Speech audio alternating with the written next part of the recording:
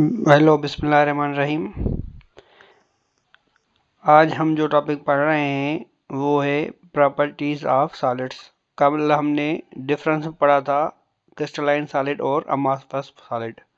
तो आज हम पढ़ेंगे मुख्तलिफ क्रिस्टलाइन सॉलिड्स की खासियतें, वो कौन कौन सी हैं जो हमें पता होनी चाहिए, और इस वजह से क्रिस्टलाइन सॉलिड जो है वो अमॉर्फस सॉलिड से मुख्तलिफ है।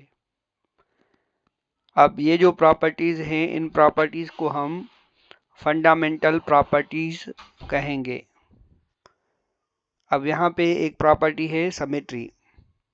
सिमेट्री का मतलब होता है जब हम किसी भी क्रिस्टल को रोटेट कराएं किसी खास एंगल में, तो regular repetition of edges and faces is observed.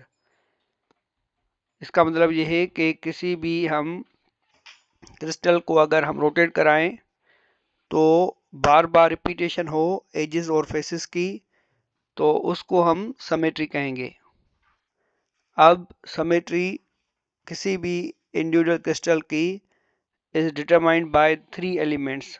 ये 3 जो एलिमेंट्स हैं उससे हम सिमेट्री मालूम करते हैं। First one is plane of symmetry, second one is axis of symmetry, and third one is centre of symmetry. अब हम इनको अलग अलग से डिफाइन करेंगे कि ये क्या क्या है। Plane of symmetry, it is an imaginary plane which divide the crystal into two equal parts। मतलब कोई भी क्रिस्टल हो, अगर उसको हम इक्वल पार्ट्स में इमेजिन करें कि इक्वल पार्ट्स में हम उसको डिस्ट्रीब्यूट कर रहे हैं या डिवाइड कर रहे हैं, तो उसको अगर ऐसे ऐसे डिवाइड करें कि एक पार्ट का दूसरे पार्ट का इमेज हो, या जो डिवाइड हो तो वो एक दूसरे के इमेजेस हों, तो उसको हम कहेंगे प्लेन ऑफ सिमेट्री। यहाँ पे आप देख सकते हैं कि प्लेन ऑफ सिमेट्री इसको कहेंगे, ये एक यूनिट सेल है या एक क्रिस्टल है, तो इसको हम इमेजिनरी लाइन है या प्लेन है जिससे हम 2 इक्वल पार्ट्स में इसको हम डिवाइड कर रहे हैं। यहाँ पे भी ऐसे भी डिवाइड कर सकते हैं और ऐसे भी हम इसको डिवाइड कर सकते हैं। That is said to be a plane of symmetry. उसके बाद है एक्सिस ऑफ सिमेट्री। अब एक्सिस ऑफ सिमेट्री का ये मतलब है कि एक लाइन जिससे क्रिस्टल को हम रोटेट कराएं थ्रू 360 डिग्री सेंटीग्रेड, 360 डिग्री। तो अगर एक लाइन हो जो क्रिस्टल को रोटेट करे उस लाइन पे 360 डिग्री पे, that is known as axis of symmetry. इसको हम एक्सिस ऑफ सिमेट्री कहेंगे। ये भी एक इमेजिनरी लाइन है जिससे क्रिस्टल जो है वो रोटेट होगा और वो रोटेट 360 पे होगा, तो वो लाइन जिस पे वो रोटेट करेगा that is called axis of symmetry. Centre of symmetry, centre of symmetry, it is a point in the crystal from which we can draw a line. मतलब एक ऐसी लाइन या ऐसी पॉइंट जिससे हम लाइन ड्रॉ करें। This line intersect the surface of crystal. ये जो लाइन है वो क्रिस्टल के सरफेस को इंटरसेक्ट करे एट इक्वल डिस्टेंस और इधर साइड। मतलब दोनों साइड्स इक्वल डिस्टेंस हो, तो उसको हम सेंटर ऑफ सिमेट्री हम कहेंगे।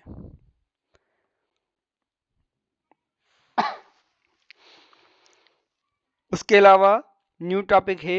अब यहाँ पे देखें, ये हमने पढ़ा प्लेन ऑफ सिमेट्री। ठीक है, ये एक प्लेन में जैसे कि एरिया है, इस एरिया को या इस एरिया को जो डिवाइड कर रहा है दो इक्वल पार्ट्स में, that is a planes of symmetry. Axis of symmetry, that is a line, that is a line that divides into equal part, that is said to be uh, that is said to be axis of symmetry. And third one is center of symmetry. A center of symmetry means a point that is present in the middle of the crystal, that is said to be a center of symmetry. Now we have geometrical shapes of crystals. So since the particles in crystalline solids are orderly organized in a repeating pattern in 3 dimensions, इसका मतलब ये है जो भी crystals हैं वो एक खास तरीके से रिपीट हो रहे हैं, मुख्तलिफ मतलब एक ही डिज़ाइन जो है वो रिपीट हो रही है, दे पास ए डेफिनेट ज्योमेट्रिकल शेप, और उसकी वजह से इनके जो शेप होता है वो खास मखसूस होता है, डेफिनेट ज्योमेट्रिकल शेप होता है. मिसाल के तौर पर shape of unit cell of diamond, एक डायमंड है, अब उसका जो शेप है that is cubic in nature, and graphite is hexagonal. तो डायमंड का जो यूनिट सेल है that is cubic and hexagonal is of graphite. तो ये रिपीट होंगे और तभी एक बड़ा लार्ज क्रिस्टल बनेगा. अच्छा, उसके अलावा sharp melting point. crystalline solids have sharp melting point because attractive forces between the particles are long ranged and uniform. Crystalline solids की जो मेल्टिंग पॉइंट होगी वो शार्प होगी. शार्प का मकसद ये है एक मखसूस, जहाँ पे जो अट्रैक्टिव फोर्सेस होते हैं क्रिस्टलाइन में वो यूनिफॉर्म होते हैं लॉन्ग रेंज में, इस वजह से इनकी मेल्टिंग पॉइंट जो होगी वो शार्प होती है. अगर हम आइसोमॉर्फिस अगर हम दूसरे जो अमॉर्फस सॉलिड्स होते हैं उनकी हम बात करें तो उनकी शार्प मेल्टिंग पॉइंट नहीं होती. उसके अलावा cleavage plane. A big crystal can be cut और split into smaller crystals of identical shape. मतलब एक बड़ा क्रिस्टल जो है वो एक छोटे छोटे क्रिस्टल्स में कन्वर्ट हो जाए, that is of similar shape, that is said to be a cleavage plane. This process is called cleavage, and the line or point which have direction of cleavage known as cleavage plane. मतलब एक बड़ा सा crystal है वो छोटे छोटे crystals में convert होता है तो उसको हम क्लीवेज कहेंगे. अगर हम बात कर रहे हैं कि वो लाइन जिसमें वो क्लीव हो रहा है that is said to be a cleavage plane, उसको हम क्लीवेज प्लेन कहते हैं. Crystal growth. अब ये एक नई टॉपिक है कि क्रिस्टल ग्रोथ क्या होता है. कोई भी सैचुरेटेड सॉल्यूशन साल्ट का हो या मोल्टन सॉलिड है तो उसको हम अगर सडनली कूल करें या स्लोली कूल करें तो क्या होगा, क्रिस्टल्स जो हैं उसमें ग्रोन होना शुरू हो जाएंगे इन ऑल डायरेक्शन. हर जगह पे जो क्रिस्टल्स जो हैं वो ग्रोथ हो जाएंगे, that is called as crystal growth, उसको हम क्रिस्टल ग्रोथ कहेंगे. फॉर एग्जाम्पल, मिसाल के तौर पर a slow cooling of hard solution of table salt gives cubic crystal. अगर हम स्लो इसको कूल करेंगे किसी भी हार्ड सैचुरेटेड सॉल्यूशन को, ठीक है, of table salt gives cubic crystal, तो उससे हम क्या बनाएंगे, क्यूबिक क्रिस्टल्स बनाएंगे. अच्छा, उसके बाद है नई टॉपिक है that is anisotropy. A very unique behavior of crystalline solid is the variation in certain physical properties. मतलब एक खास किस्म की प्रॉपर्टी जो सॉलिड के पास है, क्रिस्टलाइन सॉलिड के, वो फिजिकल प्रॉपर्टीज की वेरिएशन, मतलब चेंज ऑफ फिजिकल प्रॉपर्टी. कौन कौन सी फिजिकल प्रॉपर्टी चेंज होती है, जैसे कि रिफ्रैक्टिव इंडेक्स है, ठीक है, उसके अलावा कोफिशिएंट ऑफ थर्मल एक्सपेंशन है, उसके अलावा इलेक्ट्रिकल कंडक्टेंस है या थर्मल कंडक्टिविटी है. ये जो है ये अलग अलग डायरेक्शन में अलग अलग होती हैं. तो इस वजह से हम इस प्रॉपर्टी को कहेंगे कि क्रिस्टल लेटिस हैज एनाइसोट्रॉपी, और this phenomenon is known as anisotropy. The reason of anti-isotropic attitude is attributed to the fact that arrangement of particles is different in the different direction. मतलब इसका reason क्या है कि इसकी एसोट्रोपिक attitude की वजह से ये क्या रीज़न है कि ये ऐसे करता है, तो उसका मतलब ये है या इसका रीज़न ये है कि जो पार्टिकल की अरेंजमेंट होती है हर डायरेक्शन में डिफरेंट होती है, तो इस वजह से ये एनिसोट्रॉपी करता है। अब यहाँ पे एक एग्जांपल है, जैसे कि graphite conduct electricity parallel to the layer. Graphite जो है वो electricity parallel to the layer जो है वो कंडक्ट करता है, क्योंकि वहाँ पे इलेक्ट्रॉन जो है वो वहाँ पे फ्री होते हैं।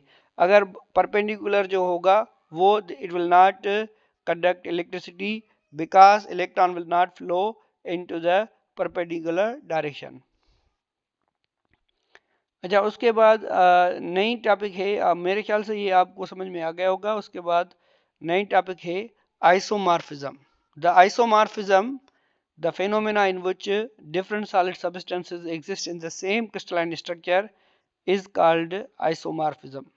मतलब ऐसी फिनोमिना जिसमें मुख्तलिफ जो सॉलिड्स हैं एग्जिस्ट करें सेम क्रिस्टलाइन स्ट्रक्चर में, तो इसको हम आइसोमॉर्फिज्म कहेंगे। आइसो का मतलब है सेम और मार्फ का मतलब है शेप, मतलब दो डिफरेंट सॉलिड्स उसका एक ही शेप हो, that is said to be isomorphism. And their chemical properties maybe would be different because they are different substances, and the substance which exhibit this behavior are referred to as isomorphous. और जो substance जो है जो ये behaviour इनके पास होगा तो उसको हम कहेंगे आइसोमॉर्फस।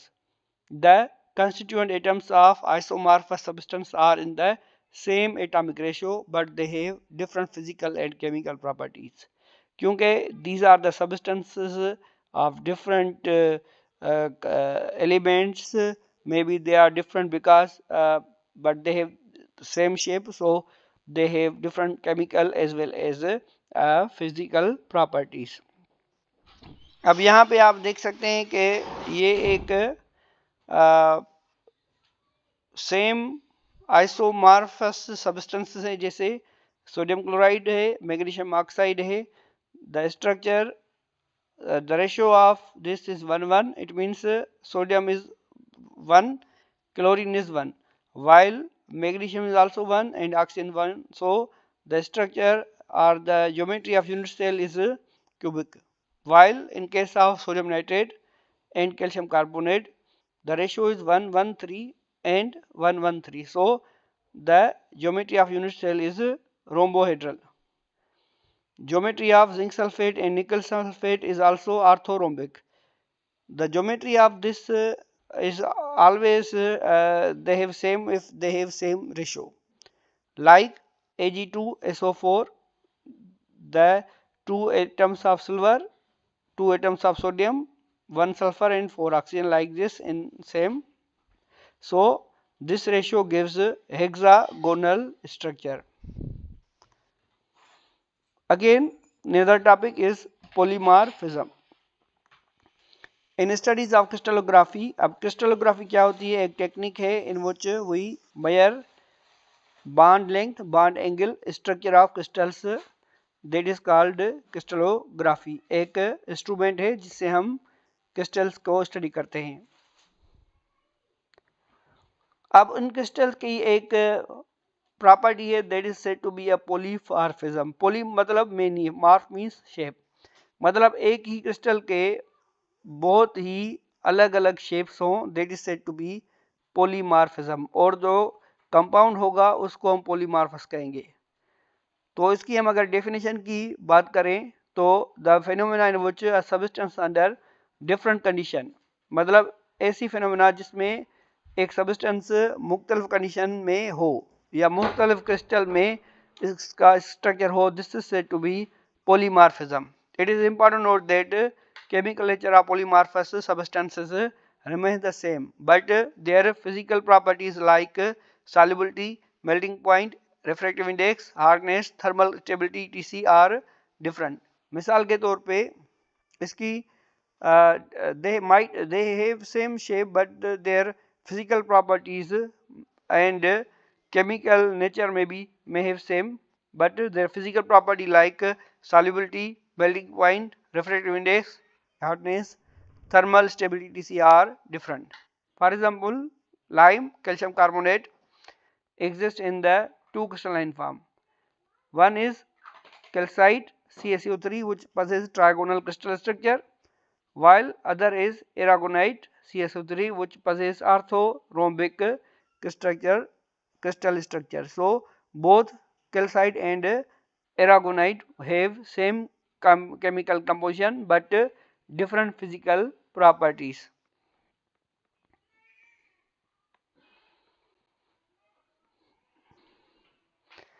तो आज के लिए ये काफ़ी है। और यहाँ पे एक सेल्फ असेसमेंट है कि crystalline substances are anisotropic in behaviour, what does this statement means.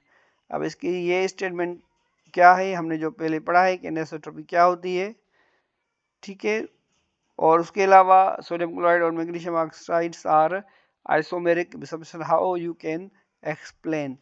सो आप ये कैसे एक्सप्लेन कर सकते हैं इनका, अगर आपको जवाब आता है तो आप हमें जो कमेंट सेक्शन में बताएं। अगर मेरी आपको वीडियो ये पसंद आई है तो मेरा चैनल सब्सक्राइब करें, hit the like button of the video and don't forget to subscribe my channel. Thank you for watching my video.